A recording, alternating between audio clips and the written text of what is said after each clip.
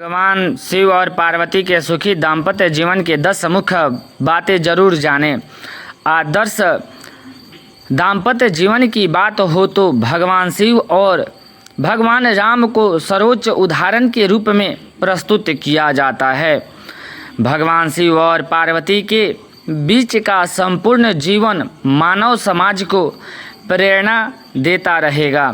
इस बात के लिए कि दाम्पत्य जीवन को तो शिव और पार्वती की तरह का हो। आओ जानते हैं सुखी दाम्पत्य जीवन की 10 खास बातें। नंबर 1, एक दूसरे से प्रेम। राजा दक्ष प्रजापति की पुत्री दक्षा या दक्षाणी को कैलाश पर रहने वाला वैरागी शिव से प्रेम हो गया तो उन्होंने उनसे विवाह कर लिया, लेकिन पिता को यह मंजूर नहीं था। पिता ने जब एक बार उनके पति का अपमान किया तो अपने पति का अपमान सह न पाई और उन्होंने पिता के ही जग में कूदकर भस्म कर लिया। यह सुनकर भगवान शिव को अपार दुख और क्रोध उत्पन्न हुआ। उन्होंने वीरभद्र को भेजकर राजा दक्ष के यहाँ विध्वंस मचा दिया। वीरभद्र ने दक्ष की गर्दन उतारकर शिव के समक्ष रख दिया। शिव का क्रोध बाद में अपार दुख में बदल गया और वे अपनी पत्नी की शव को लेकर जगत में घूमते रहे। जहाँ जहाँ माता सती के अंग का आभूषण गिरे वहाँ वहाँ शक्तिपीठ स्थापित हो गया।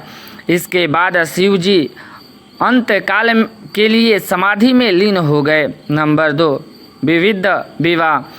भगवान शिव और माता पार्वती दोनों एक दूसरे से प्रेम करते थे, लेकिन उन्होंने कभी भी गंधर्व विवाह या अन्य किसी प्रकार का विवाह नहीं किया। उन्होंने समाज में प्रचलित वैदिक रीति से ही विवाह किया था। पहली बार उनका विवाह माता सती से ब्रह्मा जी ने विधिवत रूप से कराया था और दूसरी बार माता सती का पार्वती रूप में दूसरा विवाह भी सभी की सहमति से विधिपूर्वक रूप से हुआ था। एक आदर्श दाम्पत्य जीवन में सामाजिक रीति और परिवार की सहमति भी जरूरी होती है। नंबर 3, प्रत्येक जन्मों का साथ। माता सती ने जब दूसरा जन्म हिमवान के यहाँ पार्वती के रूप में लिया तब उन्होंने पुनः शिव को पाने के लिए घोर तप और व्रत किया। उस दौरान तारकासुर का आतंक था। उसका वध शिव जी का पुत्र ही कर सकता था, ऐसे उसे वरदान था, लेकिन शिव जी को तपस्या में लीन थे। ऐसे में देवताओं ने शिव जी का विवाह पार्वती जी से करने के लिए एक योजना बनाई। उसने तहत कामदेव को तपस्या भंग करने के लिए भेजा गया। कामदेव ने तपस्या तो भंग कर दी, लेकिन वे खुद भस्म हो गए। बाद में शिव जी ने पार्वती जी से विवाह किया। इस विवाह में शिव जी बारात लेकर पार्वती जी के यहाँ पहुँचे। इस कथा का रोचक वर्णन पुराणों में मिलता है। शिव को विश्वास था कि पार्वती के रूप में सती लौटेगी, तो पार्वती ने भी शिव को पाने के लिए तपस्या के रूप में समर्पण कर एक आदर्श उदाहरण प्रस्तुत किया। आइए दोस्तों, नंबर 4 की बारी है।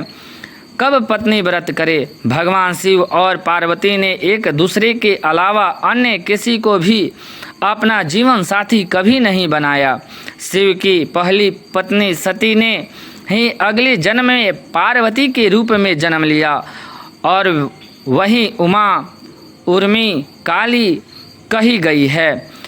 बात चाहे सृष्टि निर्माण और उनके संचालन की हो या परिवार की गाड़ी हाँकने की, पुरुष और प्रकृति का समान रूप से योगदान देना जरूरी है। आदर्श गृहस्थ जीवन। सांसारिक दृष्टि से शिव पार्वती व शिव परिवार गृहस्थ जीवन का आदर्श है। पति पत्नी के संबंधों में प्रेम, समर्पण और घनिष्ठता का श्रेष्ठ उदाहरण प्रस्तुत करके उन्होंने अपने संतानों को भी आदर्श बनाया और एक संपूर्ण पारिवारिक जीवन और उनके उत्तरादित्य का निर्वाहन किया। नंबर 6, पत्नी को भी दिया ब्रह्म ज्ञान। भगवान शिव ने जब ब्रह्म ज्ञान प्राप्त किया था तो उन्होंने अपने पत्नी माता पार्वती को भी इस ज्ञान को किस तरह से प्राप्त किया जाए यह बताया था। अमरनाथ की गुफा में उन्होंने माता पार्वती को अमर ज्ञान दिया था ताकि माता पार्वती भी जन्म मरण के चक्र से छूटकर सदा के लिए उनकी ही अर्धांगिनी बनकर रहे। नंबर 7, एक दूसरे के प्रति समान।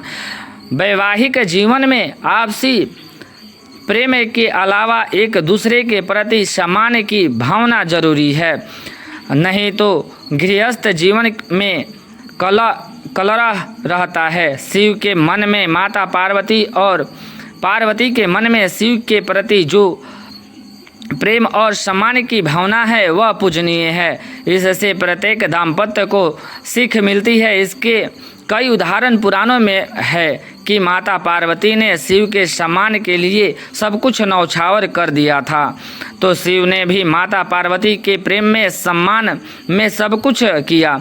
यदि दाम्पत्य जीवन में कोई पति पत्नी एक दूसरे का सम्मान नहीं करते हैं और उनके सम्मान की रक्षा नहीं करते हैं तो दाम्पत्य जीवन आगे चलकर असफल हो जाता है।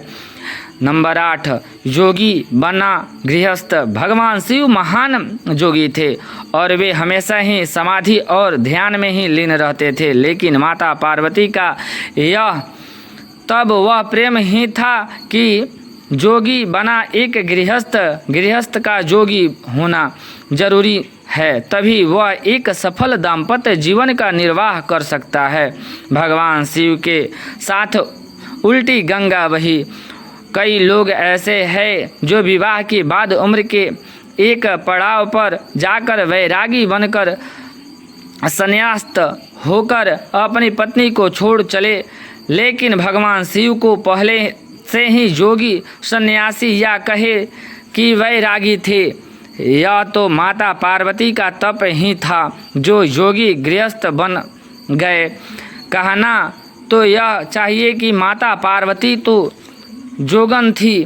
पत्नी के साथ यदि 7 जन्म के फेरे लिए हैं तो फिर कैसे इस जन्म में संन्यास के लिए छोड़कर चले जाए।